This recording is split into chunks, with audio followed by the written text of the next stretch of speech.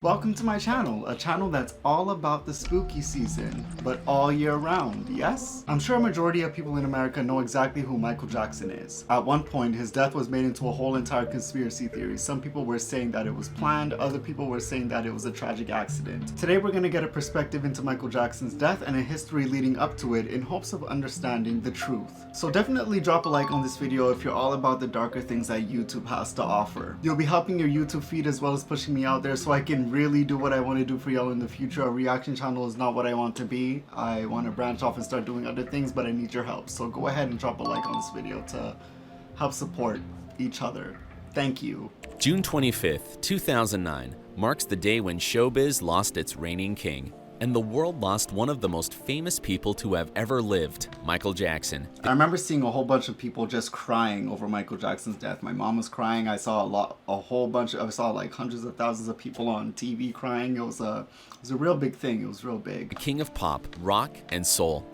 In 2009, he was just 50 years old, and so looking forward to his little kids Prince, Paris, and Blanket finally seeing their dad live on stage. Old as hell though. At that time, Michael was working on a comeback series of shows called This Is It that would have been a true sensation in showbiz. I did not know that. The news of Michael Jackson's death came as a total shock to everyone. But what happened that day? If you look at Wikipedia now, you'll find out that the official cause of death was cardiac arrest induced by acute propofol and benzodiazepine intoxication. Drug addict?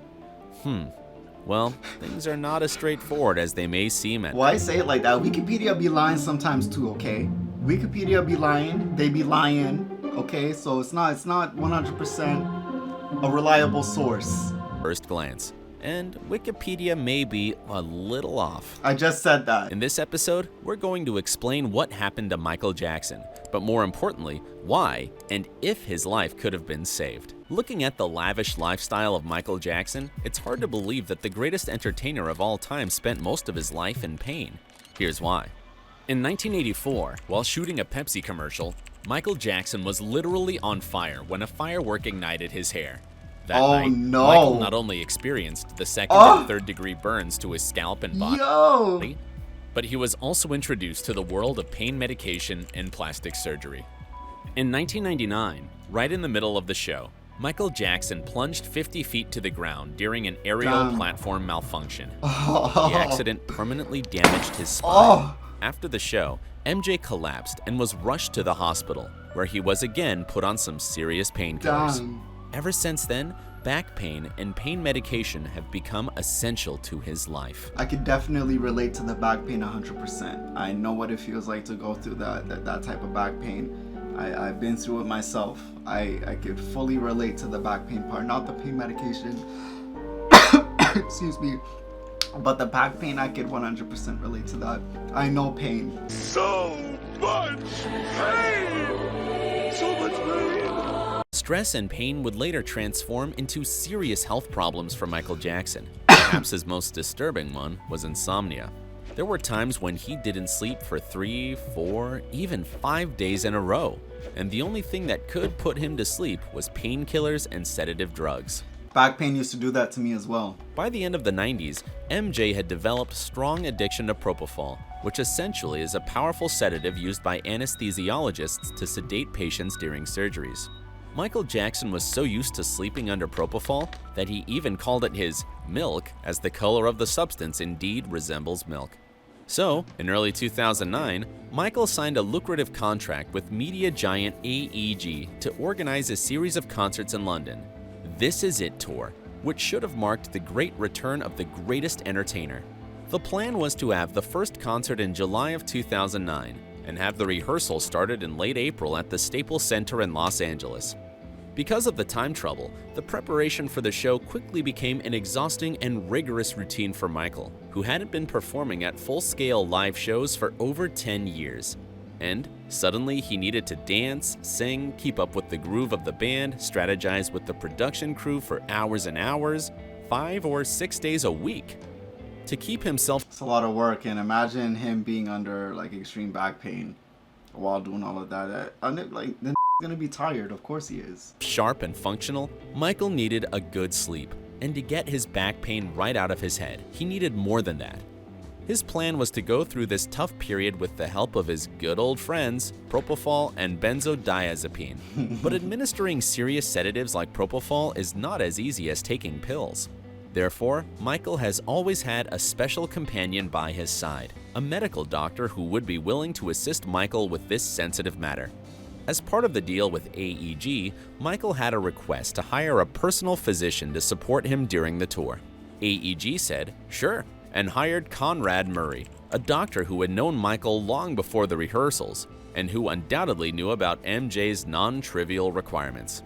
So, here's what's been happening almost every night after the rehearsals. From the Staples Center, Michael would go back to 100 North Carrollwood, his Los Angeles home, where Dr. Murray would be administering him propofol and other drugs. They even turned one of the bedrooms into a medication room. Okay. Every night, Dr. Murray was putting Michael into anesthesia at the comfort of his own home, without proper medical equipment, which was absolutely crucial for what they were up to. Yeah, that's dangerous. Why would you do something without the necessary medical equipment? That's stupid. Now, what happened the night when Michael died? Actually, it was just another night. Nothing special. Dr. Murray induced a small dose of propofol into MJ's body and put him on a drip. Sounds confusing? In a nutshell, during a propofol anesthesia, an anesthesiologist initially administers a small dose to make a patient fall asleep. Okay. After that, the doctor needs to be able to maintain the concentration of the sedative in the patient's blood. Otherwise, the sleep won't last long. That's shortly after the initial dose, Dr. Murray put Michael Jackson on a drip, when a small dose was being continuously delivered to the patient through intravenous equipment, thus keeping the stable concentration of the sedative in his blood. Okay. And here's what went wrong. See, the reason why a doctor must have proper equipment when administering drugs like propofol is that the reaction of a human body to strong sedatives can be unpredictable. Very unpredictable. Apparently, there's a mild sedation, moderate sedation, and deep sedation. While in mild or moderate sedation, a patient's breathing themselves. The brain basically controls the act of breathing. In deep sedation, though, the Okay. brain is no longer capable of controlling breath, and the patient needs to be put on ventilation to keep breathing. Very The interesting. challenging part is that there's a very narrow line between moderate and deep sedation, and propofol is known to be causing deep sedation quite easily. That night, Michael's body reacted unusually, and he transitioned into deep sedation without any trace, since there was no equipment monitoring his heart rate and pulse, Oh, which damn. would have alerted Dr. Murray in time. And it was such a coincidence that Dr. Murray left the medication room for a few minutes right at the time when Michael Jackson basically stopped breathing. Under deep sedation, right? He wasn't breathing. In medical terms, he had a respiratory arrest. Okay. At this point, though, he could still have been saved.